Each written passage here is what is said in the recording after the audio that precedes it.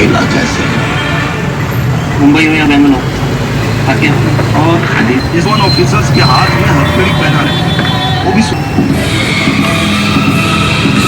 आपके डिपार्टमेंट के कई बड़े ऑफिसर्स इसमें शामिल हैं। তো এই ভিডিওটা নিশ্চয়ই তোমাদের ভালো লেগেছে। ভিডিওটা মনে হতে পারে কলকাতা বা বাংলার কোনো জায়গায়, কিন্তু তা নয়, জামশেদপুরের সোনারিতে এই দোকানটা আছে।